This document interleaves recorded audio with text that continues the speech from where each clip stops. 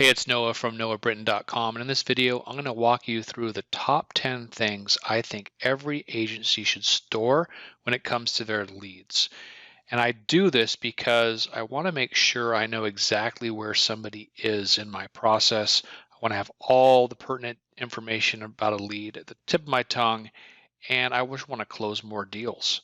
What you're looking at here, these are 163 actual leads that came into my business in the last 2 years. I have scrubbed out their names, but all the rest of the information is true. So let's take a look at the first thing that I store. It's the status. So I have a very set process I take people through, and it really starts with a triage call, a second call, creating a proposal, etc. And there's a lot of different things they could be set as far as their status, but this allows me at any moment to see what are the leads I have that are still in my pipeline and what are their status. There's actually a Kanban view we can look at as well to see this information. So these are still all the leads that are in my pipeline in these various statuses. Second thing I want to know is where do they find me? And I need to know this lead source so that I can measure what marketing efforts are most successful, which marketing efforts are leading to the most revenue, the best types of client, etc. And of course, for every lead that comes in, I have to mark somewhere very quickly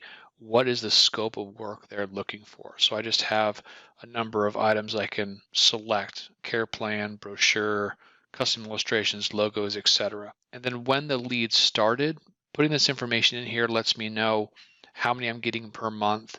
Also, when I mark the lead close date, as you can see here, it'll let me know how long it took to close that. My average close is 34 days.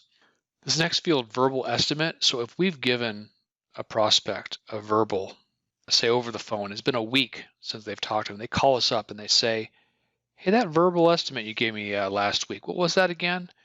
I need to know that within 10 seconds, and I cannot rely on my brain to get that information. It must be exact, and I can't look like a fool on the phone or give them different information than I gave the first time. If somebody doesn't close with me, I'll always say why. They chose another company, maybe they ghosted, maybe we declined. I use that information a lot to find opportunities down the road. Say somebody chose another company, I checked their website 6 months later, no website's up, then there must have been something that went wrong. And then one of the things we definitely want to see is what we've actually done for that client. Have we offered them a strategy workshop? Have we written them a proposal?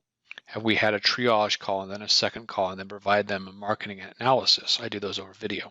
I can mine this data later on and see what is and isn't working per marketing channel. I can see, okay, hey, it looks like for Google leads, only 44% of people are making it to that triage call. Something is wrong there, and I need to adjust the way I handle my leads from Google. The final two things we'll talk about is my Drip is my email marketing system, so I'll mark if I put them in.